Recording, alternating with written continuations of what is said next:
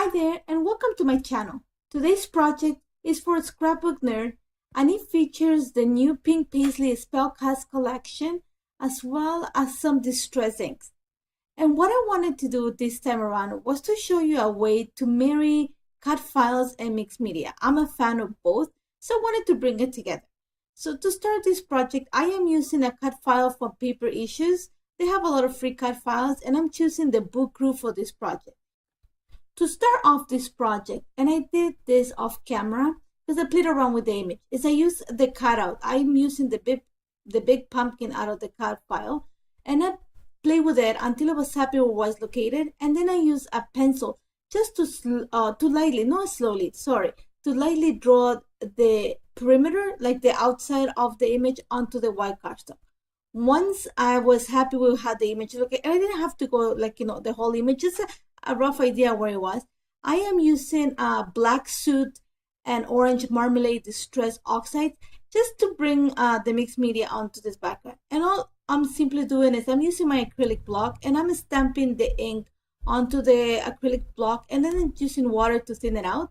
And like you say, I'm just putting it on the paper. The only thing that I wanted to give a little bit of shape to the pumpkin, to give him the roundness, I am choosing to rotate my acrylic block onto the page. So I'm not just splattering the ink, but I'm actually giving it a little bit of rotation so that it forms the curvature of the pumpkin. And that was about it. I just kept it simple. I wasn't too worried about being a little bit outside of the lines. You're gonna see at the end that like there is some splatters of the paint outside of the area that covers the pumpkin, but it actually looks really good at the end. And it actually brings the idea of a painting and mixed media. And as you can see, by slowly rotating the acrylic block on the page, it gives you the curvature onto the pumpkin. And that was about it. And this is all that I did with the distressing with the black. And then I repeated the same procedure with the orange ink. And once I was finished with the image, I just used the leftover amounts of ink in the acrylic block just to give a little bit of splatters around the pumpkin, just to bring the illusion of, a painting.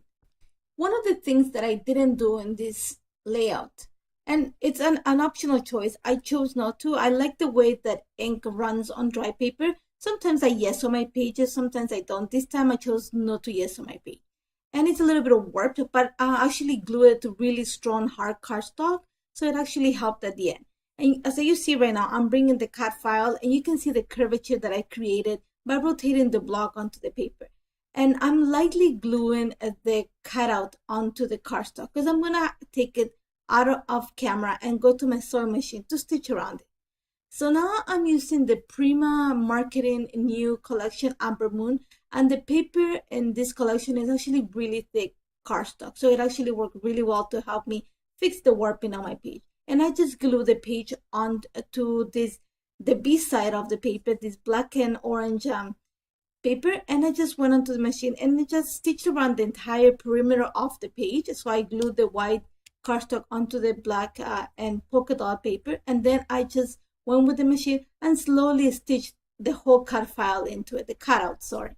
And now I'm doing something that I barely do and use multiple pictures in a layout. I tend to just document one picture at a time, but I thought that this layer will look even better having, two pictures of my daughter, since one shows the makeup of the face and one shows the costume. And I am so sad because my kids don't dress up anymore. So these are some of the last pictures that I have of them dressed up. And all I did is, since I use small pictures, I just backed them with papers from the Spellcast collection. And I love the colors in the collection. There's bright oranges and these deep reds, and it's actually what I would call a more adult version of Halloween, so it fits my teenagers really, really well. And once I backed the pictures, the layout came out really easily and really fast. It actually only took like 40 minutes to put together.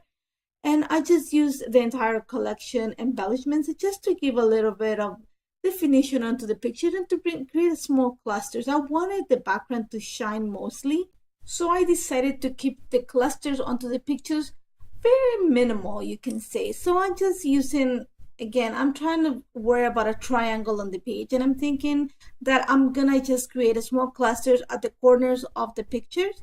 And what I did is I have a 6x6 paper pad from the collection. So I cut, there's one page of cut apart pieces, and I just cut some of the circles that you're gonna see in the clusters. And then I'm just using the embellishments and elements from the collection, a few of the ephemera, some of the stickers. There is these little tiny stars that repeat in the collection. And those reminded me of ink splatters, and that's what I'm doing at the end. You're gonna see me that I added a lot of gold and black ink to the page. And I also use a small section of the cutout to add my journal. It actually worked really well because I used a black marker, and it actually, it's not hidden, but it camouflages onto the layout. I love the way this layout came together and how fast it came together. And I hope this inspires you to look at a different way to back your cutouts. You don't have to use paper all the time. I hope this serves as inspiration. And if you have any questions, don't hesitate to contact me. And also remember to check Scrapbook Nerd for all the materials used. There's a lot of new products in the store. Hope to see you soon. Take care. Bye-bye.